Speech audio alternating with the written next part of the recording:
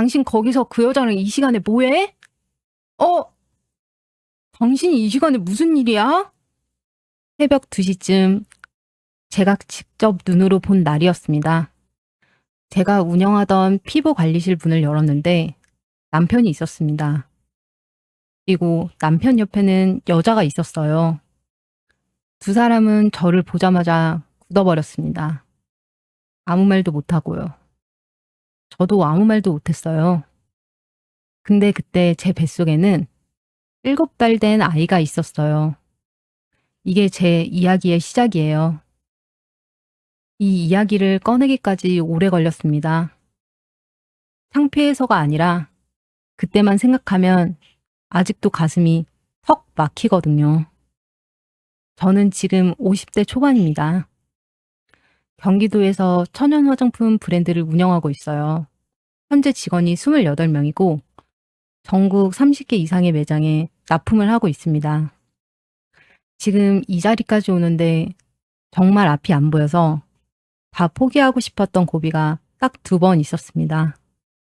한 번은 남편한테 배신당했을 때, 또 한 번은 재기하려다가 사기를 당했을 때.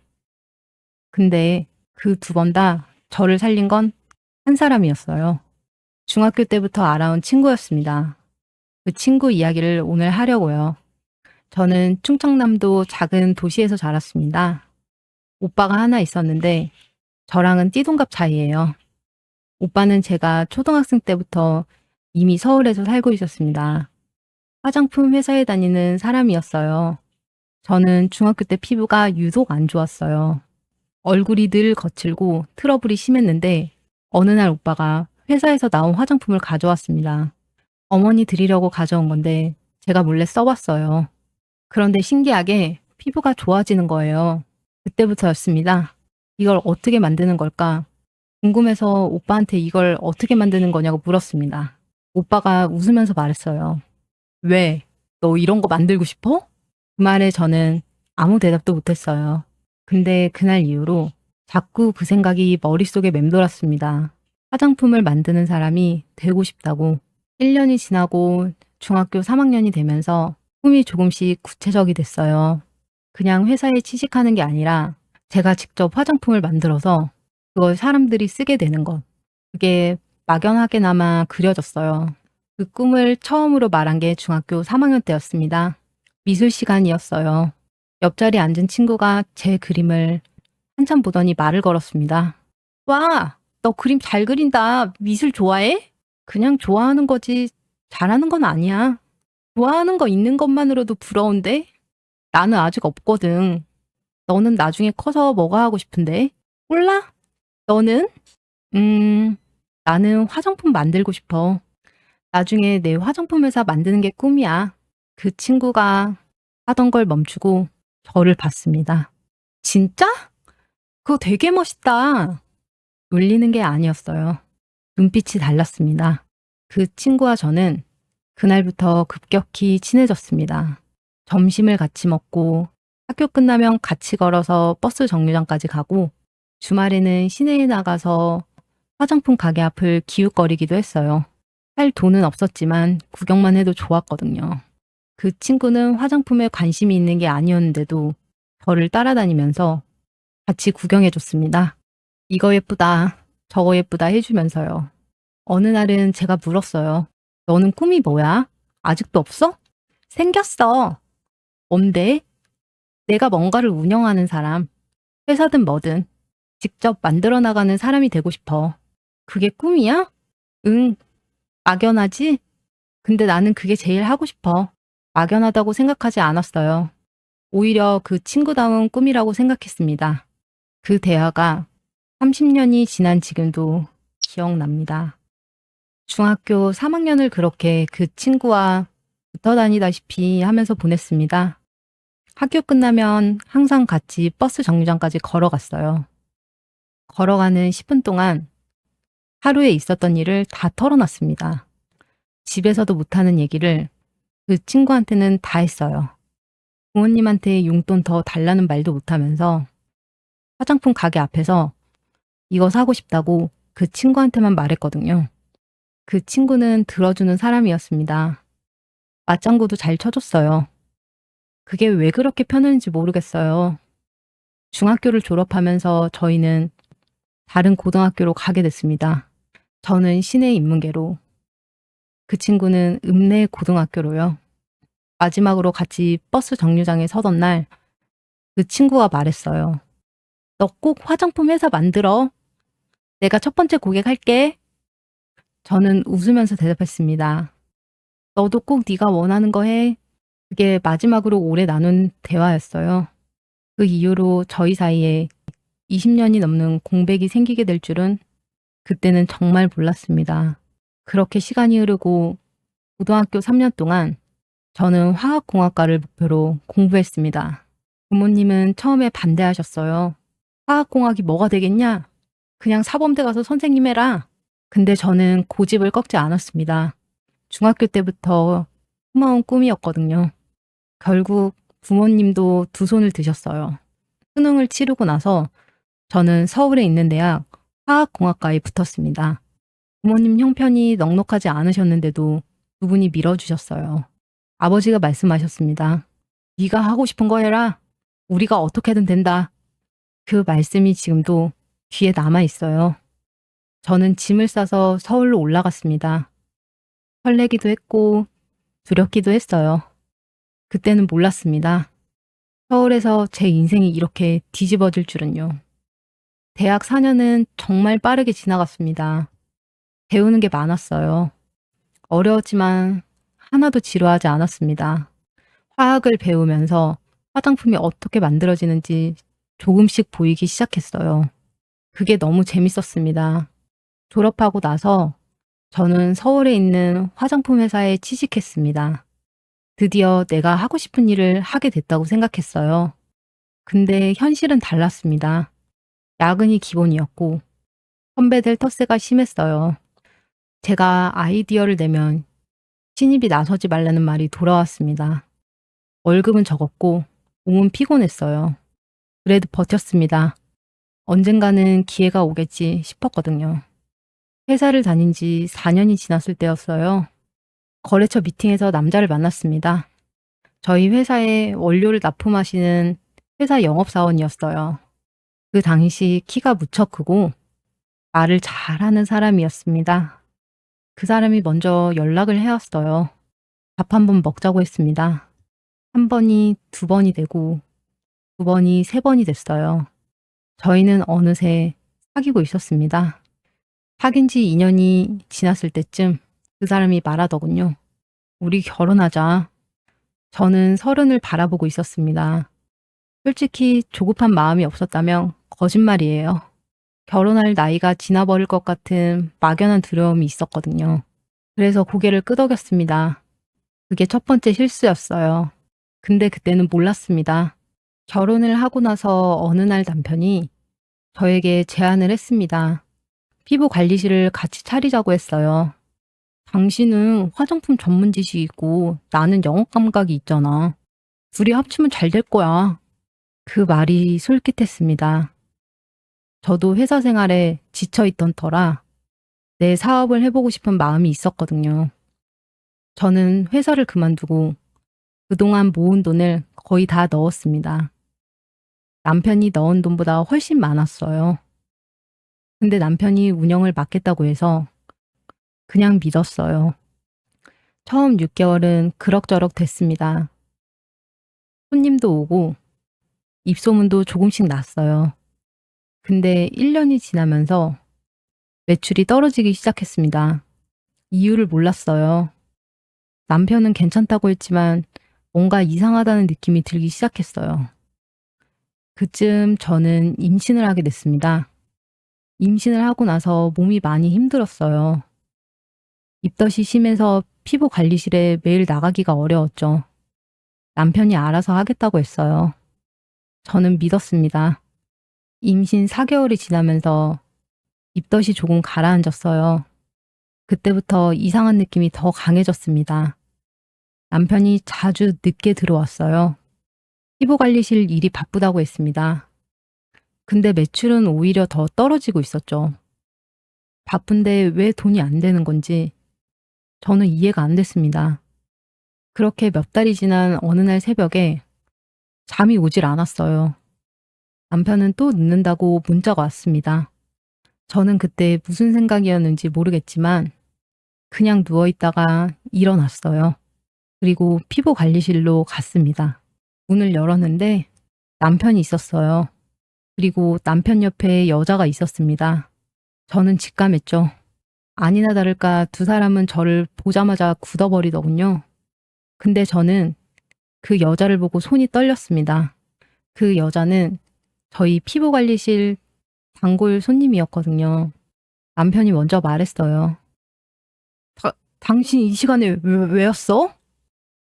저는 그 말을 듣는 순간 어이가 없더군요. 내 돈으로 차린 내 피부관리실에 내가 왜 왔냐고 묻는 게. 그날 밤 저는 아무 말도 하지 않고 집으로 돌아왔습니다. 임신 7개월인 배를 안고 혼자 택시를 탔어요. 울지도 않았습니다. 눈물이 나오질 않았어요. 그날 이후 저는 증거를 모으기 시작했습니다. 주변 사람들한테 물어보니까 이미 다 알고 있었어요. 저만 몰랐던 겁니다. 이웃 가게 사장님이 사진까지 찍어두셨더라고요. 사진을 보는데도 믿어지지가 않았어요. 아니, 믿고 싶지 않았던 것 같아요. 그날 저는 혼자 화장실에 들어가서 한참을 울었어요.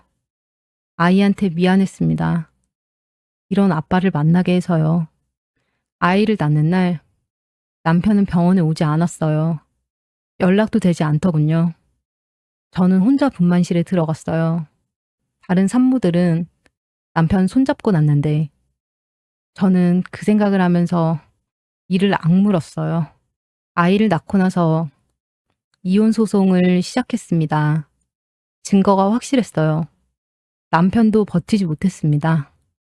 위자료를 받아냈고 재산 분할도 했어요. 근데 남아있는 게 없었습니다. 피부 관리실 매출이 떨어지는 동안 빚이 쌓여 있었거든요. 빚을 갚고 나니까 겨우 작은 전셋집 하나 구할 수 있었어요. 저는 갓난아이를 안고 그 집에 들어갔습니다. 텅 빈 방에 앉아서 아이 얼굴을 봤어요. 이제 어떻게 살아야 하나 싶었습니다. 30 초반에 이혼에 기체, 갓난아이까지 앞이 보이질 않았어요. 이제 어떻게 살아야 하나 싶었습니다. 그냥 다 포기하고 싶다는 생각이 드는 날도 있었어요. 근데 아이 얼굴을 보면 그럴 수가 없었습니다. 이 아이한테 부끄럽지 않은 엄마가 되어야겠다고 그 생각 하나로 버텼어요. 이혼 도장을 찍고 나서 처음 한 달은 거의 아무것도 못했습니다. 갓난아이가 울면 젖을 먹이고 재우고 또 울면 일어나고 그게 전부였어요. 밥을 제대로 챙겨 먹은 기억이 없어요. 씻는 것도 귀찮았습니다. 거울을 보면 내가 맞나 싶을 정도로 야위어 있었어요. 친정어머니가 자주 오셨습니다. 밑반찬을 해서 가져오시고 아이를 안아주시고 설거지를 해주셨어요. 저에게는 아무 말씀도 안 하시고 그냥 옆에 계셨습니다. 그게 더 서러웠어요. 말씀을 하셨으면 차라리 나았을 텐데 아무 말 없이 그냥 옆에 계시는 어머니를 보면 눈물이 났습니다. 어머니가 가시고 나면 텅 빈 집에 아이랑 둘이 남았어요. 아이 얼굴을 보면서 이런 생각을 했습니다. 이 아이한테 부끄럽지 않은 엄마가 되어야겠다고. 그 생각 하나가 저를 일으켜 세웠어요. 일단 돈을 벌어야 했습니다. 죄송한 마음이 컸지만 어머니한테 부탁을 드렸습니다. 아이를 봐주시면 제가 일을 하겠다고 했어요. 어머니가 아무 말씀 없이 고개를 끄덕이셨습니다. 그 모습에 눈물이 날 것 같았어요. 그렇게 동네 고등학생 화학 과외를 시작했습니다. 아는 지인 소개로 학생을 한 명 받았어요. 좀 지나서 한 명이 두 명이 되면서 조금씩 숨통이 트였습니다. 생활비는 어떻게든 됐어요. 그래도 마음 한켠이 항상 무거웠습니다. 이게 내가 원하던 삶인가 싶었거든요. 아이가 자는 밤이면 혼자 앉아서 멍하니 있다가 잠들곤 했어요. 내일은 좀 나아지겠지 싶었습니다. 그렇게 몇 달이 흘렀습니다. 어느 날 밤이었어요. 아이를 재우고 나서 멍하니 앉아 있다가 서랍을 열었습니다. 오래된 노트가 하나 있었어요. 화장품 회사 다닐 때 혼자 끄덕이던 노트였습니다. 언젠가 내 화장품을 만들면 어떤 이름으로 할지, 어떤 사람들이 쓰면 좋을지 적어둔 거였어요. 그냥 꿈 같은 거였습니다. 꺼내서 펼쳐봤습니다. 근데 읽다 보니까 눈물이 났어요. 이걸 적을 때 제가 얼마나 신이 났었을지가 생각났거든요. 그때는 이렇게 될 줄 몰랐는데 한참을 울었습니다. 근데 눈물을 닦고 나니까 이상하게 뭔가 하고 싶다는 생각이 들었어요. 그날 밤 저는 노트를 오래 들여다봤습니다. 그리고 덮었어요. 근데 자려고 누웠는데 잠이 오질 않았어요. 직접 만들어 보고 싶다는 생각이 자꾸 머릿속에서 맴돌았거든요. 근데 막상 어떻게 시작해야 할지 몰랐습니다. 화장품 회사에서 일하긴 했지만 직접 만들어 본 적은 없었거든요. 며칠을 망설이다가 화장품 회사 다닐 때 알던 지인한테 전화를 했습니다. 천연 화장품 원료를 조금 구할 수 있냐고 물었어요. 지인이 잠깐 침묵하더니 말했습니다. 너 혹시 화장품 만들어 보려고? 응, 그냥 한번 해보고 싶어서. 알았어. 내가 아는 데 있어. 소량도 팔거든?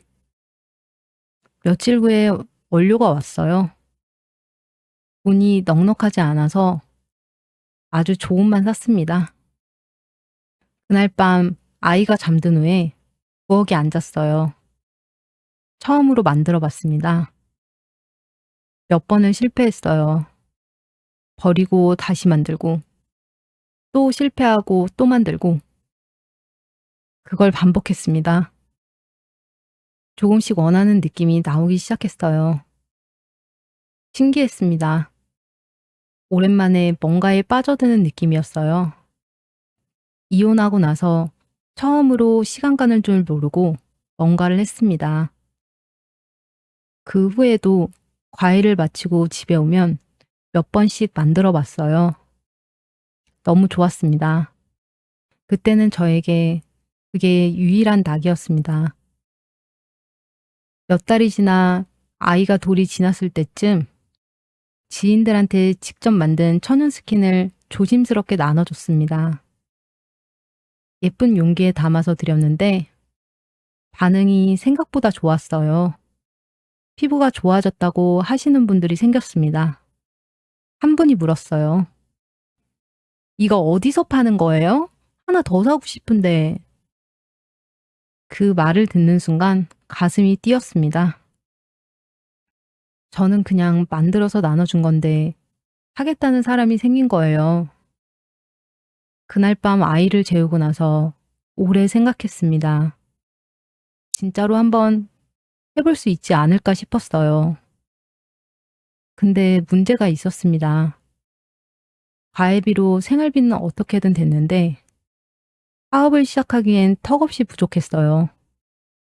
혼자 힘으로는 한계가 있었습니다. 그러던 어느 날 지인한테서 연락이 왔어요. 화장품 원료를 대량으로 저렴하게 공급해준다는 업체가 있다고 했습니다.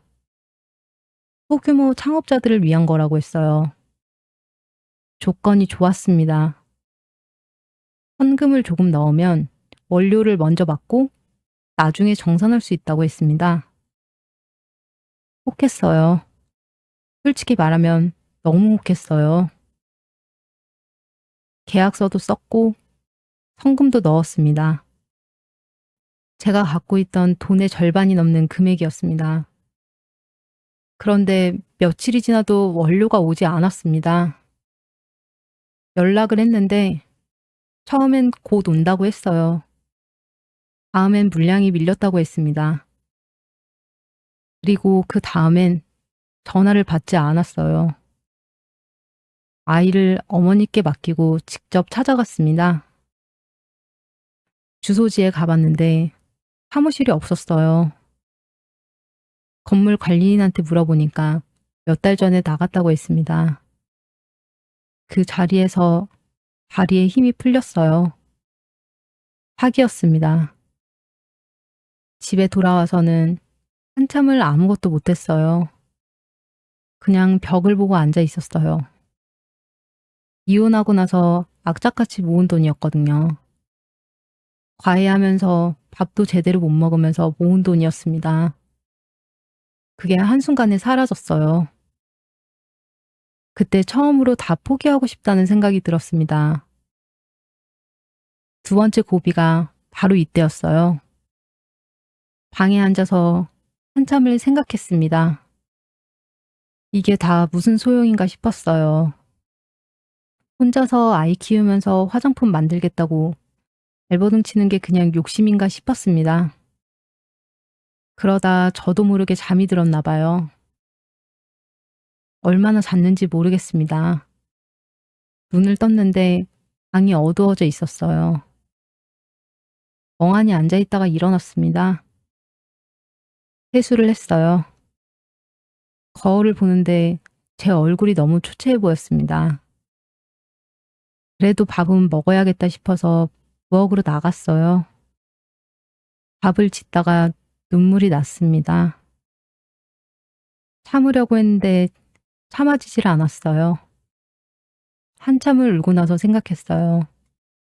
그래도 다시 해보자고. 포기하기엔 아직 이르다 싶었습니다. 그 이후 과외를 계속했습니다. 한 달 돈을 모았어요. 사기당한 게 억울하고 분했지만 그걸 붙들고 있어봤자 소용없었습니다. 그렇게 몇 달이 지나고 나서 아주 조금씩 다시 시작했어요. 원료를 소량씩 사서 만들고 지인들한테 나눠주고 반응을 보고 다시 만들고 그걸 반복했습니다. 조급하게 하지 않았습니다. 사기 당한 이후로 조급하게 굴면 안 된다는 걸 뼈저리게 배웠거든요. 그렇게 시간이 흘렀습니다. 어느 날 봄이었어요. 모르는 번호로 전화가 왔습니다. 받을까 말까 망설이다가 받았어요. 그 전화가 제 인생을 완전히 바꿔놓게 될 줄은 그때는 몰랐습니다. 여보세요? 나 혜진이야. 중학교 때 같이 다녔던. 손이 떨렸어요. 믿기질 않았습니다. 혜진아, 진짜 너야? 응, 진짜 오랜만이다. 잘 지냈어? 말이 잘 나오질 않았어요. 20년이 넘는 세월이 한꺼번에 밀려오는 것 같았습니다. 응, 나야 뭐. 그냥. 너는? 나도 뭐 그냥. 잠깐의 침묵이 흘렀습니다. 영수가, 나 너 보고 싶다. 만날 수 있어? 혜진이가 제 이름을 부르는데 눈물이 날 것 같았어요. 20년 만에 친구에게 듣는 소리였거든요. 어떻게 연락처를 알았냐고 물었더니 공통 지인을 통해서 어렵게 찾았다고 했습니다. 그 말을 듣는 순간 가슴이 먹먹했어요. 전화를 끊고 나서 한참을 멍하니 앉아 있었습니다. 혜진이가 연락을 해왔다는 게 실감이 나질 않았어요.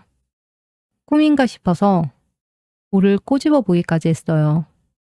그날 밤 잠이 오질 않았습니다. 혜진이가 어떻게 지냈을지, 어떻게 변했을지, 잘 살고 있는지, 20년 동안 궁금했던 것들이 머릿속에서 맴돌았어요.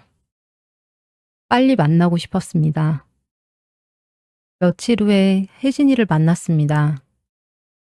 약속 장소에 먼저 나가서 기다리고 있었어요. 떨리기도 했지만 그것보다 궁금한 게 더 컸어요. 20년 만에 보는 건데 어떻게 변했을지. 그런데 저 멀리서 걸어오는 여자를 보는 순간 바로 알았어요. 걸음걸이가 똑같았거든요. 중학교 때 버스 정류장까지 같이 걸어가던 그 걸음걸이가 그대로였습니다. 근데 분위기가 달랐어요. 중학교 때는 수수한 편이었는데 눈앞에 서 있는 사람은 세련되고 당당해 보였습니다. 저는 왜인지 괜히 위축이 됐어요. 나는 이렇게 찌들어 있는데 이 친구는 잘 살고 있었구나 싶었거든요. 근데 그 친구가 저를 보자마자 달려왔습니다. 그리고 말없이 안았어요. 한참을 그렇게 있었습니다. 혜진이가 먼저 떨어지더니 제 얼굴을 보고 웃었어요. 야, 우리 밥이나 먹자. 저희 둘은 근처 식당으로 들어갔습니다. 밥을 시켜놓고 나서야 말문이 트였어요. 밥을 먹으면서 20년 동안 쌓인 이야기를 털어놨습니다. 저도 제 이야기를 다 했어요. 남편 바람, 이혼, 사기, 혼자 아이 키우는 것까지. 창피한 마음이 없었다면 거짓말이에요. 근데 이상하게 이 친구한테는 다 말할 수 있었습니다. 중학교 때도 그랬거든요. 집에서도 못하는 얘기를 이 친구한테는 다 했어요. 혜진이는 제 얘기를 들으면서 한 번도 끊지 않았습니다. 그냥 듣고 있었어요. 다 말하고 나서 제가 물었습니다. 너는 어떻게 지냈어? 그 친구가 잠깐 말을 멈췄어요. 나도 한동안 많이 힘들었어. 그 말을 듣는 순간 뭔가 이상했습니다. 저 앞에 앉아 있는 사람이 힘들었다는 게 잘 믿어지지 않았어요. 혜진이 이야기를 들었습니다. 결혼을 했다가 이혼을 했다고 했어요. 저랑 비슷한 시기였습니다.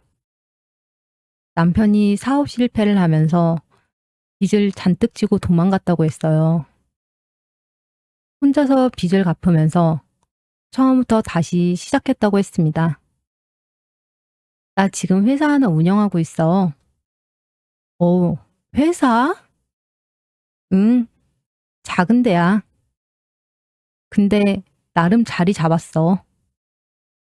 중학교 때 버스 정류장에서 했던 말이 생각났습니다. 내가 뭔가를 운영하는 사람이 되고 싶다고 했던 말이요. 그 꿈을 진짜로 이뤄낸 거였어요. 야, 너 그때 중학교 때 뭔가 운영하는 사람이 되고 싶다고 했잖아. 와, 그걸 아직 기억해? 그럼 당연하지. 근데 진짜로 됐네. 축하한다. 그 친구가 웃으면서 말했습니다. 너도 됐잖아. 화장품 만들고 있다며. 제가 화장품 만드는 얘기를 했을 때 그 친구 눈빛이 달라졌습니다. 중학교 미술 시간에 제가 화장품 회사 만들고 싶다고 했을 때랑 똑같은 눈빛이었어요. 지금 어떻게 하고 있어? 얼마나 만들어 봤어? 음, 그냥 집에서 조금씩 지인들한테 나눠주는 정도야. 반응은 좋긴 한데 혼자서는 한계가 있어서. 그 친구가 잠깐 생각하더니 말했습니다. 나한테 한번 보여줄 수 있어? 네가 만든 거. 응? 왜? 그냥 한번 보고 싶어서. 그날 헤어지면서 다음에 만날 때 제가 만든 천연 스킨을 가져오기로 했습니다. 집에 오는 길에 이상하게 가슴이 두근거렸어요. 오랜만에 느끼는 두근거림이었습니다. 일주일 후에 다시 만났습니다. 제가 만든 천연 스킨 몇 가지를 가져갔어요. 용기도 예쁘게 포장해서 가져갔습니다. 그 친구가 하나씩 열어보더니 발라봤어요. 한참을 들여다보고 냄새도 맡아보고 그러더니 말했습니다. 이거 팔 수 있겠는데? 응? 에이, 아니야. 진짜야, 명수가. 내가 지금 마케팅 회사 하거든? 근데 지금 거래처 중에 건강식품 업체가 있는데 요즘 천연 화장품 쪽으로 사업 확장하고 싶다고 하더라고. 네가 만든 거 한번 보여줄 수 있어?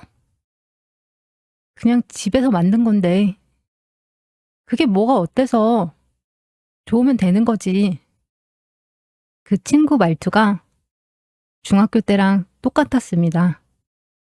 망설이는 저한테 멋있다고 해줬던 그때처럼요. 가슴이 뛰었습니다. 며칠 후에 혜진이한테 연락이 왔습니다. 거래처 사장님한테 얘기했더니 한번 만나보고 싶다고 한다는 거예요. 솔직히 좀 겁이 났습니다. 내가 집에서 혼자 만든 걸 사업하는 사람한테 보여준다는 게 자신이 없었거든요. 거절당하면 어떡하나 싶었어요. 사기도 당해봤고, 이혼도 했고, 이번에도 안 되면 정말 다 포기하고 싶어질 것 같았습니다. 혜진이한테 솔직하게 말했어요. 혜진아, 나 사실 겁나. 뭐가? 안 되면 어떡하지 싶어서.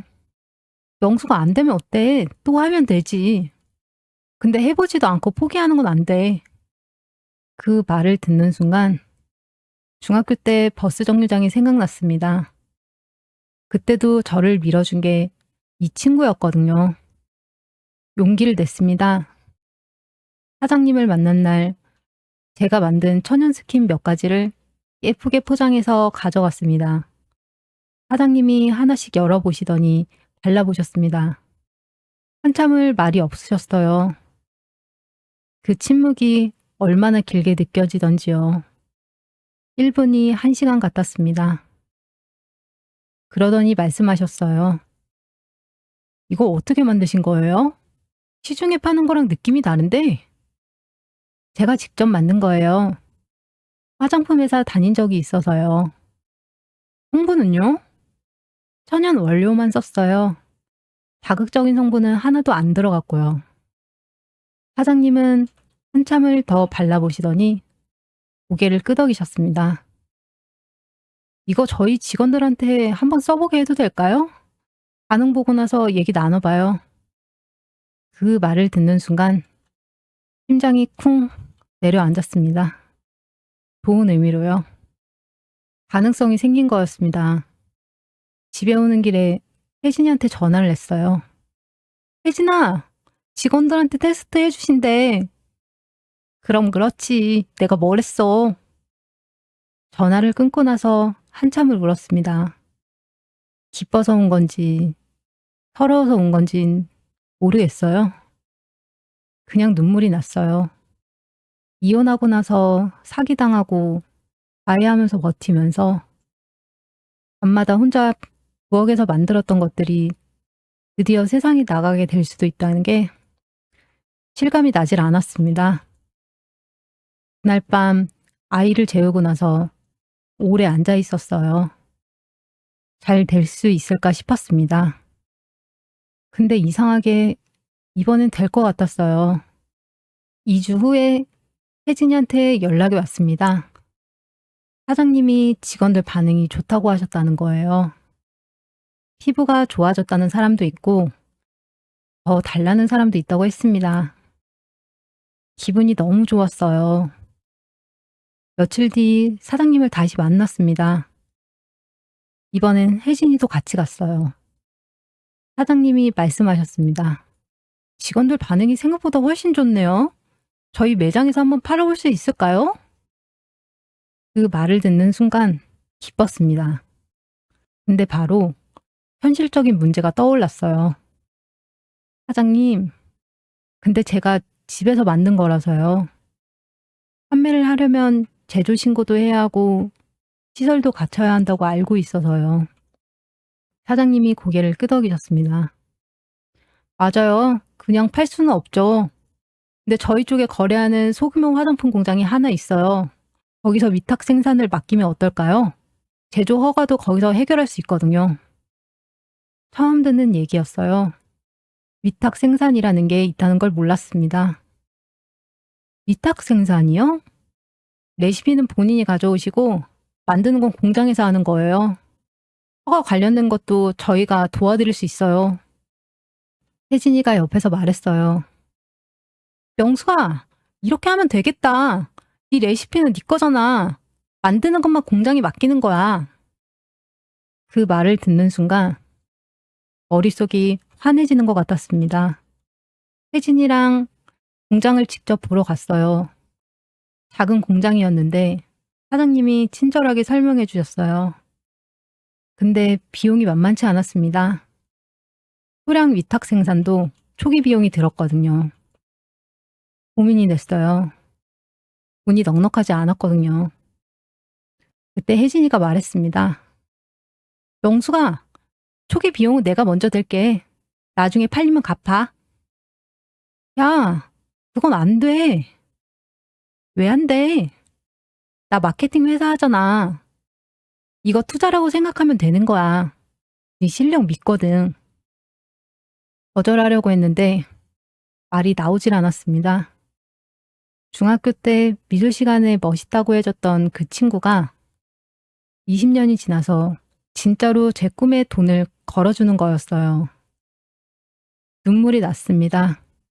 참으려고 했는데 참아지질 않았어요. 그렇게 첫 번째 위탁 생산이 시작됐습니다. 소량이었어요. 스킨 200개였습니다. 그게 제 첫 번째 제품이었어요. 스킨 200개가 만들어지는데 3주가 걸렸습니다. 공장에서 연락이 왔을 때 혜진이랑 같이 가서 받아왔어요. 박스에 담긴 제품을 처음 봤을 때 말이 나오질 않았습니다. 집에서 냄비로 만들던 게 이렇게 예쁜 용기에 담겨서 나온 거예요. 혜진이가 옆에서 말했어요. 명수가 이름은 뭐로 할 거야? 브랜드 이름. 그 생각을 못했어요. 노트에 끄적이던 게 있긴 했는데 막상 진짜가 되니까 뭐라고 해야 할지 몰랐습니다. 아직 못 정했어. 빨리 정해야지. 이름 있어야 팔지. 그날 밤 아이를 재우고 나서 오래 생각했어요. 어떤 이름이 좋을까? 마땅히 떠오르는 게 없었습니다. 브랜드 이름을 정하는데 일주일이 걸렸습니다. 혜진이한테 물어봤어요. 천연 화장품이니까 뭔가 자연스러운 느낌이 나야 해. 근데 너무 촌스럽지 않게. 어렵네. 잠깐 말이 없었습니다. 그러다가 문득 생각이 났어요. 제가 이혼하고 나서 스트레스로 피부가 엉망이 됐을 때 자극적인 화장품을 쓰면 더 나빠졌거든요. 그래서 직접 만들기 시작한 거였고, 나 같은 사람들을 위한 거구나 싶었어요. 40대, 50대 여성, 피부가 예민해진 분들, 그때부터 누구를 위한 화장품인지가 명확해졌어요. 그러고 나니까 이름이 자연스럽게 떠올랐습니다. 다시 시작한다는 의미를 담고 싶었어요. 제 인생이 그랬으니까요. 그렇게 브랜드 이름을 정했습니다.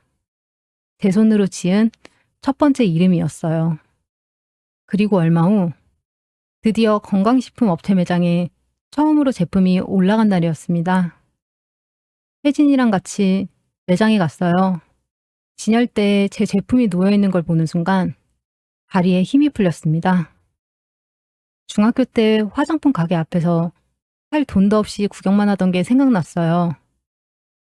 그때는 남의 화장품을 바라보기만 했는데 지금은 제가 만든 게 진열대에 올라가 있는 거였습니다.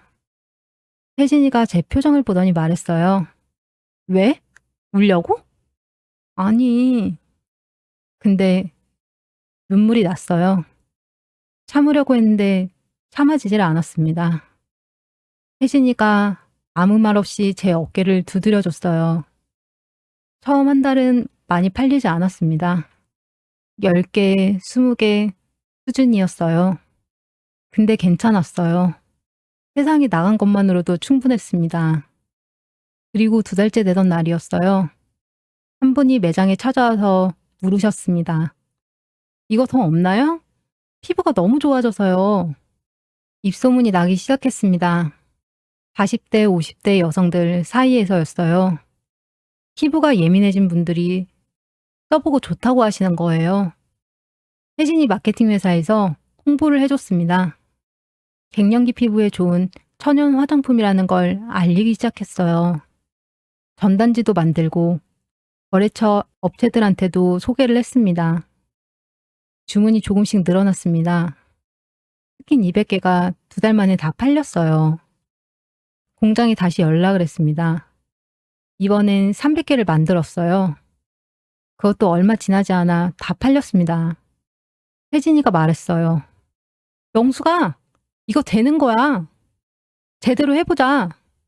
어떻게? 지금은 한 매장만 있잖아. 다른 데도 한번 넣어보자. 내가 알아볼게. 혜진이가 발로 뛰었습니다. 비슷한 건강식품 매장들을 찾아다니면서 제 제품을 소개했어요. 처음엔 거절도 많이 당했습니다. 근데 혜진이는 포기하지 않았어요. 매장이 하나씩 늘어났습니다. 처음 한 군데에서 3군데, 5군데, 10군데 그렇게 조금씩 늘어갔어요. 저는 공장이랑 계속 협의하면서 제품 품질을 높여나갔습니다. 레시피도 계속 개선했어요. 밤마다 혼자 연구했습니다. 화학공학과에서 배운 게 이때 빛을 발휘했어요. 아이는 어린이집을 다니기 시작했어요. 아이가 어린이집에 간 시간이 제 작업 시간이 됐습니다. 근데 매장이 늘어나면서 혼자서는 감당이 안 됐어요. 주문량도 늘어나고 공장이랑 연락도 해야 하고 새로운 제품도 개발해야 했습니다. 작은 작업실을 하나 얻었어요. 그때 처음으로 직원을 1명 뽑았습니다. 낯선 사람을 뽑아서 같이 일한다는 게 처음엔 어색했어요. 근데 일손이 생기니까 숨통이 트였습니다. 그 직원이 2명이 됐어요. 조금씩 자리가 잡혀가는 느낌이었습니다. 그러던 어느 날 혜진이한테 전화가 왔어요. 영수가, 나 한 군데 더 알아봤는데 이번엔 좀 큰 데야. 혜진이가 말한 곳은 서울에 있는 꽤 큰 매장이었습니다. 지금까지 납품하는 곳보다 규모가 훨씬 컸어요. 거기 입점하면 완전히 달라질 거야. 근데 거기서 우리 제품을 받아줄까? 모르지. 한번 해보는 거지. 혜진이가 미팅을 잡아줬습니다. 담당자를 만났어요. 제 제품을 보여드렸는데 한참을 들여다보시더군요. 성분표도 꼼꼼하게 보셨습니다. 그러더니 물으셨어요. 이거 직접 개발하신 거예요? 네, 제가 화학공학과 나왔고 화장품 회사도 다녔어요. 40대, 50대 피부 때문에 고생하시는 분들 타겟으로 만드신 거 맞죠? 네, 저도 그런 경험을 해봐서요. 담당자분이 잠깐 생각하시더니 말씀하셨습니다. 한번 입점해보시죠. 반응 보고 이야기 나눠봐요. 집에 오는 길에 혜진이랑 말없이 걸었습니다. 한참을 걷다가 혜진이가 말했어요. 명수가, 이제 진짜 되는 거야. 저는 아무 말 없이 혜진이 손을 꽉 잡았어요. 입점하고 나서 1달이 지났을 때였어요. 담당자한테서 연락이 왔습니다. 반응이 좋네요. 혹시 물량 더 늘릴 수 있으세요? 그 말을 듣는 순간 작업실에 앉아서 한동안 멍하니 있었어요. 공장이 연락해서 생산량을 늘렸습니다. 매출이 눈에 띄게 달라졌습니다. 처음으로 통장에 돈이 쌓이기 시작했어요. 그렇게 몇 달이 더 지났습니다. 그런데 어느 날 혜진이한테서 문자가 왔어요. 영수가, 나 오늘 좀 힘드네. 밥 먹을 수 있어? 혜진이가 힘들다고 말하는 게 처음이었습니다. 항상 저를 챙기고 밀어주기만 했던 친구였거든요. 바로 전화를 했어요. 어디야? 내가 갈게. 만났더니 혜진이 얼굴이 많이 지쳐 보였어요. 회사 일이 힘들었다고 했습니다. 거래처 문제로 스트레스를 많이 받고 있다고 했어요. 저는 혜진이 손을 잡고 혜진이가 좋아하는 떡볶이 집으로 갔어요. 떡볶이를 먹으면서 혜진이 얘기를 들었어요. 언제나 혜진이가 제 얘기를 들어줬던 것처럼요. 다 듣고 나서 제가 말했어요. 혜진아, 이번엔 내가 옆에 있어줄게. 혜진이가 피식 웃었습니다. 야, 너 언제 이렇게 듬직해졌어? 다 네 덕분이지. 그날 떡볶이를 먹으면서 혜진이가 말했어요. 영수가, 나 사실 요즘 회사 키울까 생각 중이야. 어떻게? 직원도 더 뽑고 거래처도 더 늘리고. 근데 겁이 나. 저는 웃으며 말했습니다. 야, 안 되면 어때? 또 하면 되지. 근데 해보지도 않고 포기하는 건 안 되잖아. 혜진이가 저를 보더니 웃었어요. 야, 그거 내가 너한테 했던 말이잖아. 알아. 근데 맞는 말이잖아. 그렇게 저희는 한참 웃었습니다. 중학교 때 버스 정류장에서 헤어지던 날이 생각났어요. 그때는 그냥 꿈 얘기를 했던 거였는데 20년이 지나서 서로의 꿈이 현실이 돼 있었습니다. 집에 돌아오는 길에 혜진이가 말했어요. 영수가, 우리 앞으로도 이렇게 서로 의지하면서 살자. 당연하지. 그날 밤 아이를 재우고 나서 오래 앉아 있었어요. 지금 제 삶이 어떤지 생각해 봤습니다. 이혼하고 갓난아이 안고 텅 빈 집에 들어갔던 날, 사기당하고 벽 보고 앉아 있었던 날, 그 시간들이 있었으니까 지금이 있는 거였어요. 그렇게 4년이 지났습니다. 매장 수가 20군데를 넘어섰어요. 직원도 어느새 10명이 됐습니다. 위탁 생산 공장이랑 계속 협력하면서 버텨왔는데 어느 순간부터 한계가 느껴지기 시작했어요. 공장 일정에 맞춰야 하니까 급하게 주문이 들어와도 바로 대응이 안 됐거든요. 제가 원하는 품질로 세밀하게 조정하기도 어려웠습니다. 혜진이가 어느 날 말했어요. 영수가, 이제 직접 해야 할 때가 된 거 아니야? 직접? 응. 작은 공장이라도 차려. 네가 직접 만들어야 네 제품이지. 그 말이 맞다고 생각했어요. 근데 겁이 났습니다. 공장을 차린다는 게 보통 일이 아니었거든요. 공장을 차리려면 돈이 필요했습니다. 그동안 번 돈을 다 모아봤어요. 모자랐습니다. 혜진이한테 말했더니 혜진이가 바로 말했어요. 영수가, 내가 보태줄게. 이번엔 투자가 아니야. 그냥 빌려주는 거야. 천천히 갚아. 야, 또 그러면 안 되지. 왜 안 돼? 난 너 거 믿거든. 그리고 이제 네 실력 다 봤잖아. 거절하려고 했는데 혜진이가 먼저 끊어버렸어요. 그렇게 작은 공장 부지를 알아보기 시작했습니다. 경기도 외곽 쪽을 알아봤어요. 몇 군데 보러 다니다가 마음에 드는 곳을 찾았습니다. 작은 창고 수준이었어요. 근데 제가 직접 만들 수 있는 공간이라는 게 중요했습니다. 공장 설비를 갖추는데 시간이 꽤 걸렸습니다. 화장품 제조 허가도 새로 받아야 했어요. 서류 준비하고 검사받고 하는데 그 과정이 쉽지 않았어요. 직원 중에 생산 쪽을 담당할 사람도 새로 뽑았습니다. 그렇게 준비를 마치고 처음으로 제 공장에서 제품을 만들던 날이었어요. 기계 돌아가는 소리를 들으면서 그냥 서 있었습니다. 아무것도 못하고요. 집에서 냄비로 만들던 시절이 생각나더라고요. 아이가 자는 밤에 혼자 부엌에 앉아서 만들던 그 시절이요. 이제 제 공장이 생겼구나. 이게 눈으로 보면서도 믿겨지지 않더군요. 혜진이가 그날 와줬어요. 공장 구경을 하더니 말했습니다. 영수가 중학교 때 화장품 회사 만들겠다고 했잖아. 진짜 됐다. 몇 달이 지나고 공장이 생기면서 달라진 게 많았습니다. 원하는 타이밍에 원하는 만큼 만들 수 있게 됐어요. 품질도 훨씬 세밀하게 관리할 수 있었습니다. 새로운 제품도 빠르게 개발할 수 있게 되었어요.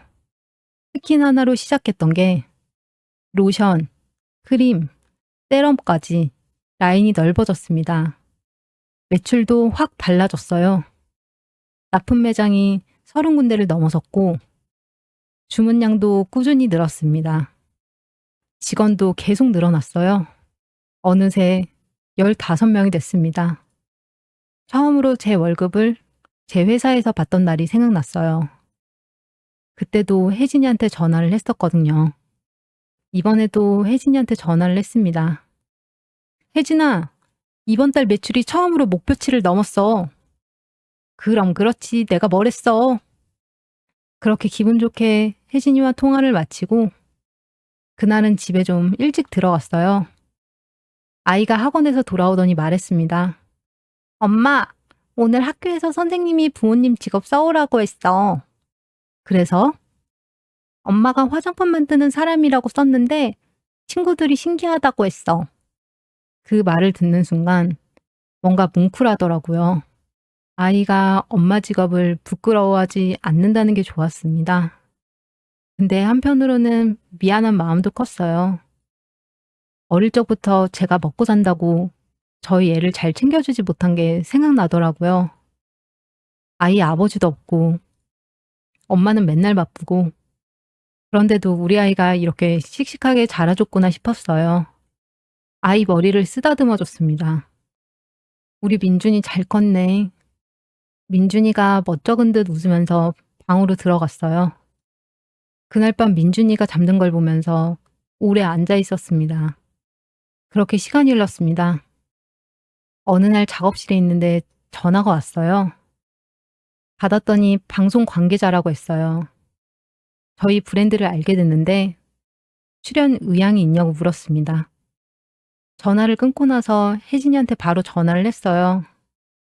혜진아, 방송국에서 연락이 왔어. 진짜? 잘 됐다. 나가. 야, 나 방송은 못해. 왜 못해? 그냥 네 얘기하면 되는 거잖아. 카메라 앞에서 어떻게 말을 해? 영수가 지금까지 살아온 거 생각해봐. 그것보다 더 어려운 게 어딨어? 그 말에 할 말이 없었습니다. 결국 나가기로 했어요. 방송 날이 됐어요. 많이 떨렸습니다. 스튜디오에 들어가는데 다리가 후들거렸어요. 진행자가 저한테 물었습니다. 어떻게 천연 화장품을 만들게 됐어요? 그 질문을 듣는 순간 어디서부터 얘기해야 하나 싶었어요. 이혼, 사기, 밤마다 혼자 부엌에서 만들던 시절. 그 모든 게 머릿속을 스쳐 지나갔습니다. 제가 피부가 안 좋아서 직접 만들기 시작했어요. 짧게 답했습니다. 자세한 얘기는 차마 못했어요. 방송이 나가고 나서 반응이 왔습니다. 주문이 너무 많이 늘어났어요. 그렇게 더 바쁘게 살고 있는데 며칠이 지나고 모르는 번호로 문자가 왔어요. 문자를 열어보는 순간 손이 굳어버렸습니다. 전 남편이었어요. 문자 내용은 짧았습니다. 잘 지내고 있지? 방송 봤어. 너 정말 대단하다. 한참을 그 문자를 들여다봤어요. 임신 7개월인 배를 안고 혼자 택시를 탔던 날이 생각났습니다. 아이를 낳는 날 병원에 오지 않았던 것도요. 이혼 후에 양육비 한 푼 보내지 않았던 것도요. 근데 이상하게 답장을 했어요. 왜 했는지 모르겠습니다. 그냥 손이 먼저 움직였어요. 응, 잘 지내. 그러자 바로 답장이 왔습니다. 민준이는 잘 크고 있어? 나도 한번 보고 싶은데. 아이 이름을 아는 게 이상했어요. 어딘가에서 알아본 것 같았습니다. 저는 잠깐 생각하다가 혜진이한테 전화를 했어요. 혜진아, 전 남편한테 문자가 왔어. 뭐라고? 방송 봤다고. 민준이 보고 싶다고. 잠깐 침묵이 흘렀습니다. 영수가 조심해. 전화를 끊고 나서 다시 문자를 봤습니다. 뭔가 이상한 느낌이 들었어요. 그냥 반가워서 연락한 건지 아니면 다른 이유가 있는 건지 알 수가 없었습니다. 며칠이 지나도 계속 연락이 왔습니다. 처음엔 안부 문자였어요. 그러다가 이런 문자가 왔어요. 민준이 한 번만 볼 수 있을까? 아빠로서 미안한 마음이 너무 커서 한참을 고민했습니다. 민준이한테는 아버지가 없었어요. 한 번도 아버지 얼굴을 제대로 본 적이 없었거든요. 민준이를 위해서 한 번쯤은 만나게 해줘야 하나 싶었어요. 혜진이한테 전화를 했습니다. 혜진아, 전 남편이 민준이 보고 싶다고 해. 명수가 조심해. 그 인간 믿으면 안 돼. 근데 민준이한테는 아버지잖아. 혜진이가 잠깐 말이 없었어요. 네가 결정해. 근데 조심해. 결국 한 번만 만나보기로 했습니다. 약속 날이 됐습니다. 카페에서 만나기로 했어요. 민준이는 데려가지 않았습니다. 일단 제가 먼저 만나보고 나서 결정하려고 했거든요. 오랜만에 보는 전 남편은 많이 달라 보였습니다. 살도 빠지고 얼굴도 많이 수척해 보였어요. 오랜만이네. 응, 응. 어색한 침묵이 흘렀어요. 방송 봤어. 진짜 대단하더라. 네가 이렇게까지 될 줄 몰랐어. 그 말이 어쩐지 기분이 좋지 않았습니다. 내가 이렇게까지 될 줄 몰랐다는 게 무슨 말인지. 민준이는 어때? 많이 컸겠다. 잘 크고 있어. 한번 보고 싶다. 아빠로서 너무 미안하고. 그 말은 진심처럼 들렸어요. 얼굴에 후회하는 기색이 역력했거든요. 그래서 다음에 민준이랑 같이 만나기로 했습니다. 집에 오는 길에 혜진이한테 전화를 했어요. 혜진아, 만나고 왔어. 어땠어? 그냥 많이 수척해 보이던데. 진짜 후회하는 것 같기도 하고. 명수가 조심해. 그 인간이 사람이 변했겠어? 전화를 끊고 나서도 혜진이 말이 머릿속에서 떠나지 않았습니다. 민준이한테 말했어요. 민준아, 엄마가 할 말이 있는데. 응, 어떤 거? 아빠가 보고 싶다고 하는데 한번 만나볼래? 민준이가 잠깐 생각하더니 말했습니다. 아빠가 왜? 보고 싶다고 하더라고. 그래도 돼? 그럼 당연하지. 민준이가 하고 싶은 대로 해도 돼. 민준이는 한참을 말이 없다가 고개를 끄덕였어요. 셋이서 만났습니다. 전 남편이 민준이를 보는 눈빛이 진심이라는 건 알 수 있었어요. 민준이한테 이것저것 물어보고 용돈도 지어줬습니다. 돌아오는 길에 민준이가 말했어요. 엄마, 아빠 또 만나도 돼? 그 말을 듣는 순간 복잡했습니다. 민준이한테 아버지가 생겼으면 하는 마음도 있었거든요. 그래서 몇 번 더 만나게 했습니다. 그렇게 2달쯤 지났을 때였어요. 전 남편한테 전화가 왔어요.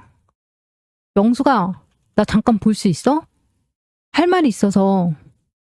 혜진이 말이 머릿속에서 떠올랐습니다. 그래도 만났어요. 전 남편이 말을 꺼내는데 시간이 걸렸습니다. 커피를 몇 모금 마시더니 말했어요. 명수가, 나 사실은 지금 많이 힘들어. 사업이 완전히 망했거든. 빚도 많고. 그 말을 듣는 순간 뭔가 싸한 느낌이 들었습니다. 그래서 돈을 좀 빌릴 수 있을까 해서 나중에 꼭 갚을게. 민준이한테도 좋은 아빠 노릇하고 싶은데 지금은 형편이 너무 어려워서. 그 말을 듣는 순간 모든 게 이해가 됐어요. 아이가 보고 싶어서 연락한 게 아니었습니다. 방송을 보고 제가 잘 된 걸 알고 접근한 거였어요. 민준이를 핑계로 대고요. 아무 말도 하지 않고 자리에서 일어났습니다. 전 남편이 당황해서 말했어요. 명수가, 잠깐만. 그냥 한 번만. 뒤도 돌아보지 않고 나왔어요. 카페를 나와서 한참을 걸었습니다. 걷다 보니까 어느새 공원이었어요. 벤치에 앉아 있었습니다. 예전에 임신 7개월에 혼자 택시를 탔던 날이 생각났어요. 아이를 낳는 날 병원에 오지 않았던 것도요. 이혼 후에 연락 한 번 없었던 것도요. 그 모든 걸 겪고 나서도 저는 그 사람이 변했을 거라는 기대를 했던 거였습니다. 혜진이한테 전화를 했어요. 혜진아, 결국 돈 빌려달라고 했어. 전화기 너머로 한숨 소리가 들렸습니다. 역시 그럴 줄 알았어. 명수가 차단해. 집에 돌아와서 민준이 얼굴을 봤습니다. 민준이한테 뭐라고 해야 하나 싶었어요. 한참을 고민하다가 그냥 솔직하게 말했습니다. 민준아, 아빠랑 앞으로 만나기 어려울 것 같아. 왜? 아빠가 좋은 사람이 아니었어. 미안해. 라고 말하며 그동안의 일들을 아이에게 말해주었습니다. 그 말을 조용히 듣던 민준이가 잠깐 말이 없더니 말했습니다. 괜찮아, 엄마. 나 엄마 있잖아. 그 말에 아무 말도 못했습니다. 이 아이가 이렇게 컸구나 싶었어요. 그날 밤 전 남편을 차단했습니다. 이번엔 미련이 없었어요. 한 번 쓰레기는 영원한 쓰레기였습니다. 그걸 이제야 확실히 알았어요. 그렇게 시간이 흘러 제 나이도 벌써 40대 후반이 되었습니다. 민준이는 어느새 고등학생이 됐어요. 키도 저보다 훨씬 커졌습니다. 그 녀석이 언제 이렇게 컸나 싶어요. 사업도 안정됐고 민준이도 잘 크고 있고. 그런데 어느 날 혜진이가 밥을 먹다가 말했어요. 명수가, 나 할 말 있어. 뭔데? 아는 사람 중에 좋은 사람이 있는데 한번 만나볼래? 소개팅 얘기였습니다. 밥을 먹다가 젓가락을 내려놨어요. 야, 됐어. 왜? 좋은 사람 만날 자격 있잖아. 전 남편 때문에 평생 혼자 살 거야? 아니야, 나는 그냥 지금 이대로가 좋아. 정말 좋은 사람이야. 그리고 이제 민준이도 다 컸잖아. 그동안 고생 많이 했잖아. 너도 네 인생 살아야지. 근데 선뜻 고개가 끄덕여지지 않았어요. 그렇게 그날은 그냥 얘기를 흘려버렸습니다. 그런데 며칠 동안 혜진이가 계속 얘기를 하더라고요. 결국은 한 번만 만나보기로 했어요. 혜진이가 소개해준 사람은 저랑 비슷한 또래였습니다. 오랫동안 혼자 살아온 사람이었어요. 말이 많지 않았고 조용한 편이었습니다. 처음 만났을 때 많이 어색했어요. 밥을 먹으면서 이런저런 얘기를 나눴는데 그 사람이 말했습니다. 방송에서 봤어요. 정말 대단하시더라고요. 그 말이 전 남편이 했던 말이랑 비슷했어요. 근데 느낌은 달랐습니다. 전 남편은 그 말 뒤에 뭔가가 있었는데 이 사람은 그냥 그 말이 전부인 것 같았어요. 집에 오는 길에 혜진이한테 문자를 보냈습니다. 나쁘지 않았어. 혜진이한테서 바로 답장이 왔어요. 그럼 그렇지. 그 사람과 몇 번 더 만났습니다. 천천히 서두르지 않았어요. 이번엔 조급한 마음이 없었거든요. 예전에 전 남편이랑 사귈 때는 30을 바라보는 나이에 조급해서 고개를 끄덕였잖아요. 그게 얼마나 큰 실수였는지 몸으로 배웠으니까요. 이번엔 달랐습니다. 그냥 천천히 알아가고 싶었어요. 밥도 먹고 산책도 하고 말이 많지 않은 사람이었는데 그게 오히려 편했습니다. 억지로 대화를 채우지 않아도 됐거든요. 어느 날 그 사람이 말했어요. 혼자 아이 키우면서 사업까지 하셨다고 들었어요. 정말 대단하신 거 알죠? 대단한 게 아니에요. 그냥 살다 보니까 여기까지 왔어요. 그게 더 대단한 거예요. 그 말이 이상하게 오래 남았습니다. 아직 어떻게 될지 모르겠어요. 잘 될 수도 있고 아닐 수도 있어요. 근데 이번엔 두렵지 않았습니다. 그렇게 2년이 지났습니다. 민준이는 대학생이 됐어요. 입학식 날 깔끔하게 차려입고 나가는 뒷모습을 보는데 코끝이 찡했습니다. 아버지 없이 혼자 키운 아이가 이렇게 컸구나 싶었어요.